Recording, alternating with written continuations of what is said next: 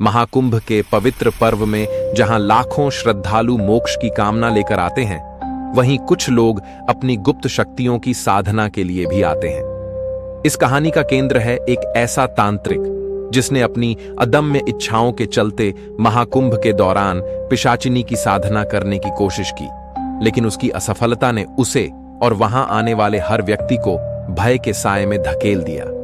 यह घटना वर्षों पुरानी है। एक शक्तिशाली तांत्रिक अघोरानंद, जो अपने तंत्र मंत्र के लिए कुख्यात था, महाकुंभ के समय संगम तट पर आया। उसका उद्देश्य था एक पिशाचिनी को साध कर अपार शक्तियां प्राप्त करना। वह जानता था कि महाकुंभ के पवित्र वातावरण में तंत्र साधना करना अत्यंत खतरनाक है, लेकिन उसकी लालसा ने उसे अंधा कर दिया। अघोरानंद ने संगम के तट पर रात के अंधेरे में अपनी साधना शुरू की।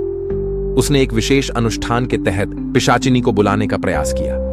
कुछ ही समय में एक भीषण आवाज के साथ हवा में हलचल हुई और एक भयावह आकृति प्रकट हुई। वह पिशाचिनी थी। लंबे काले बाल, लाल जलती आंखें और उसकी उपस्थिति से आसपास का वातावरण और भी भयावह हो गया।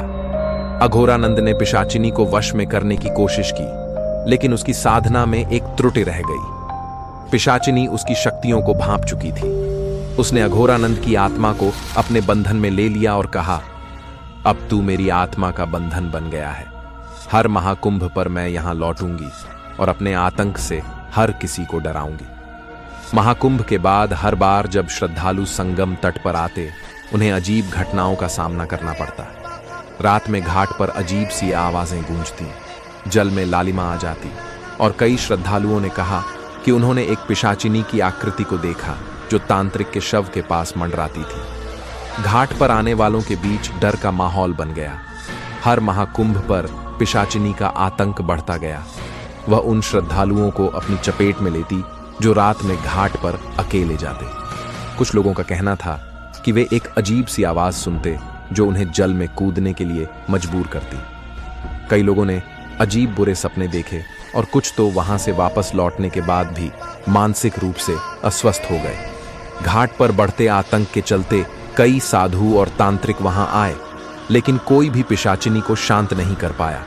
एक दिन एक युवा साधु सूर्यानंद ने घाट पर आकर यह घोषणा की कि वह इस पिशाचिनी और तांत्रिक की आत्मा को मुक्त कराएगा।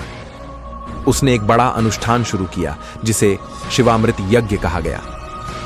सूर्यानंद ने पिशाचिनी को संबोधित करते हुए कहा, तुम्हारा बंधन इस पवित्र भूमि पर खत्म होगा। अघोरानंद की आत्मा को मोक्ष मिलेगा और तुम्हें भी शांति प्राप्त होगी। जैसे ही यज्ञ अपने अंतिम चरण में पहुंचा, पिशाचिनी प्रकट हुई। उसकी चीखों से घाट हिलने लगा, लेकिन यज्ञ की शक्ति ने उसे नियंत्रित कर लिया। अंततः पिशाचिनी ने अघोरानंद की आत्मा को मुक्त कर दिया और स्वयं भी जल में समा गई। घाट पर फिर से शांति स्थापित हो गई। उस दिन के बाद से महाकुंभ के दौरान उस घाट पर कोई डरावनी घटना नहीं हुई। लोग वहां जाकर श्रद्धा और शांति के साथ स्नान करने लगे। हालांकि कुछ लोग आज भी मानते हैं कि जब रात होती है तो घाट पर पिशाचिनी की फेंट सी आवाजें सुनाई देती हैं, जो उन्हें याद दिलाती हैं कि कभी वहां एक तांत्रिक और उसकी पिशाचिनी का राज था। महाकुंभ के तांत्रिक और उनकी पिशाचिनी की यह कहानी हमें सिखाती है कि तंत्र मंत्र और शक्तियों की लालसा कितनी घातक हो सकती है और कैसे पवित्रता और साधना के बीच संतुलन न खोने पर ही मुक्ति प्राप्त होती है।